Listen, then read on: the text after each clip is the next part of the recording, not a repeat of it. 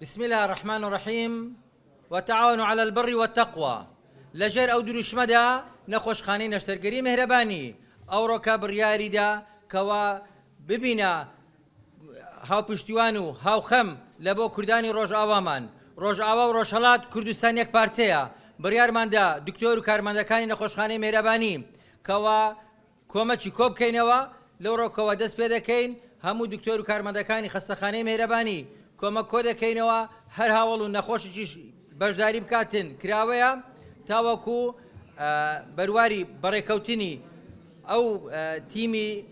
مهرەبانی کەوا بەڕێزان دکتۆر ڕەوەند پسپۆری نەشتەرگەری دڵ و ملوولەکانی خوێن لەگەر دکتۆر زانە شێخانی پسپۆری گورچیلە و نەزۆچی کەوا دەبینە نوێنەری نەخۆشخانەی مهرەبانی لێرەوە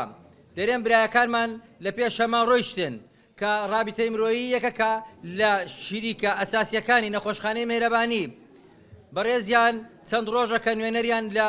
ڕۆژئاوایە و کۆمەچی دارایی و سەبەتەی خۆراک دەبەخشنەوە لە شانبەشانی ڕێکخراوی هانا و بەختەوەری کەوا مهرەبانیش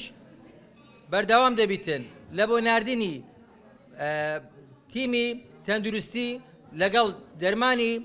پزیشکی و پێداویستە تەندروستیەکان لە بۆ برایانمان لە بۆ ڕۆژئاوا و هەوڵ دەدەین بگەینە کۆبانی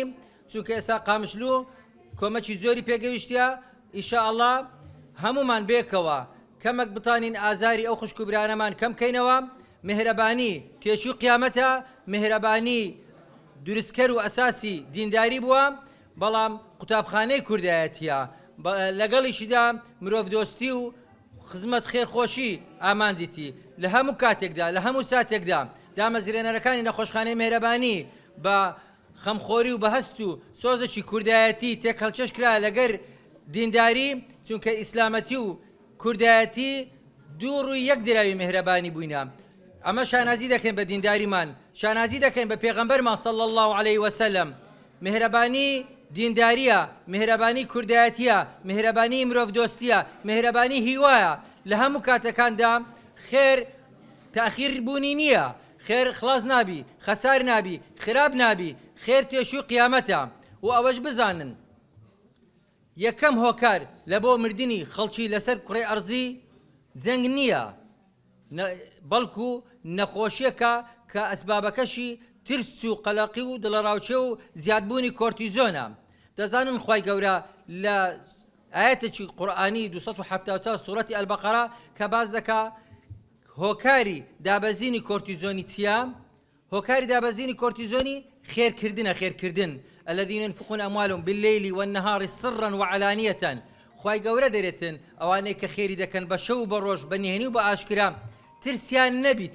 ترسیان نەبیتن ئەجریان لەکن خوای گەورەیە و لە دنیاە کە مەترسێن و لە داهاتوشدا مەترسێن بە خێرکردن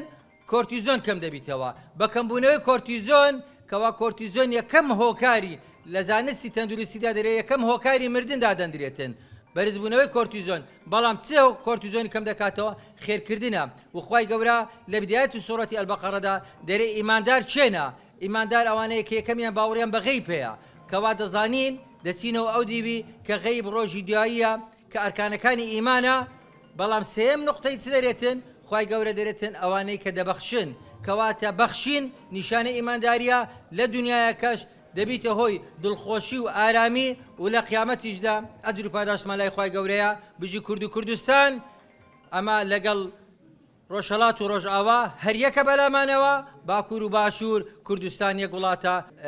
دڵخۆشین کەوە کۆمەڵێک ڕێکخراوی جوان خزمەتی جوان دەکەن وەکو ڕابطەی مرۆیی هانا و بەختەوەری ڕێکخراوی بارزانی کۆمەڵێک ڕێکخراوی تر کە لە هەموو بەشەکانەوە لە کوردستان چوینە لەوێندەر دەستی کۆمەچیان هەیە ئەمە لێرکانە دەستی ماندی بوون هەمیان دەکوشین و پیرۆزبایان لێ دەکەین و ئەمەش دەرێن لەگەڵتانی میهرەبانی دڵسۆزی و لێزانی